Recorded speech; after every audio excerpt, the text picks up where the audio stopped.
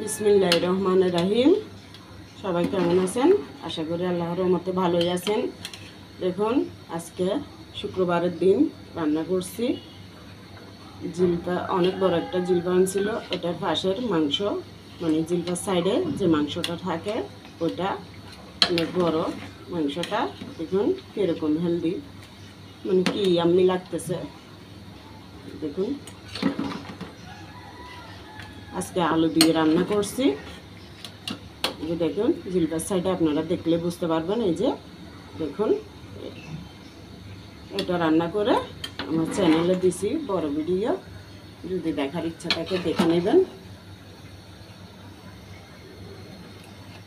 তো সবাই ভালো থাকবেন।